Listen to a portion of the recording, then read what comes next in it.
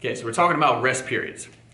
Now, the truth is, at this point, by the time you get to this lesson, if you are going through your workout appropriately and challenging yourself appropriately, then for the most part, your rest period is going to be appropriate. Because if you challenge yourself, you're going to need and want to take a couple seconds to breathe and focus and get your mind right. Therefore, we're using these as a general guidance as to where you should be. The amount of time you need to rest is going to be dictated by your overall fitness level, by how intense the actual movement is, how big the muscle group is that you're using, right? And that makes perfect sense. If you're more of a beginner, and going back to the RPE scale, we're not pushing as hard or as close to our limit, then your body's going to recover pretty quickly between sets. On the other end, if you're a relatively advanced person and you're pushing very hard and really tapping into everything your body can give you, you're going to need a couple extra minutes to allow that to recover. On the same side, if you have experience of great cardiovascular health in your past and current, then your body is going to recover a little bit faster than somebody who doesn't have as much cardiovascular health. So there's definitely going to be a big sliding scale, but these are going to be the ranges we're going to stick with. And through that, you're going to be able to, again, listen to yourself, see how your body responds, and see what the optimal level is for yourself, okay? So I'm going to break it up into kind of three major pieces, right?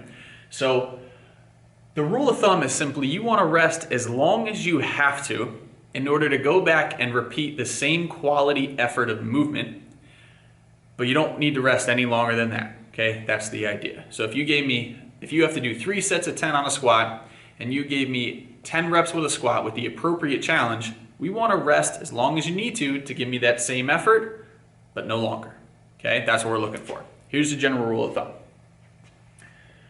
For your main strength movement of the day, or if your entire program is focused on developing strength, then we do need a slightly longer rest period because we're going to be tapping into deeper and harder levels of effort.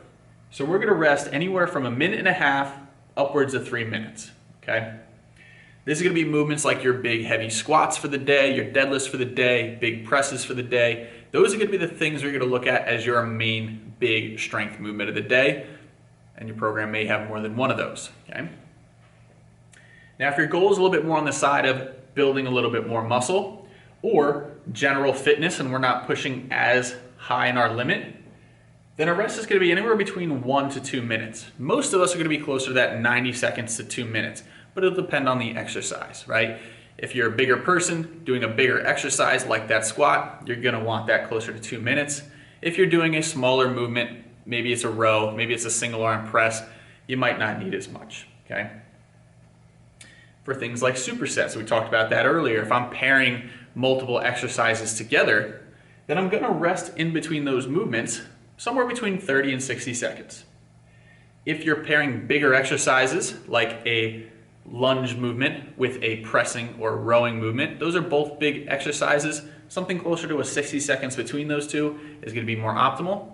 But if you're pairing things like small shoulder muscles or arm work, then 30 seconds could be totally acceptable and you won't need to rest any longer than that, okay?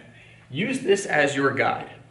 Again, there are times when we change this up in this process, but if we want to do that, we'll note it for you very specifically, and that's going to happen kind of in the more experienced types of programs, but you really don't need to get outside of this range to see everything you want to see, okay? So challenge yourself appropriately, listen to your body, and use this as your guide.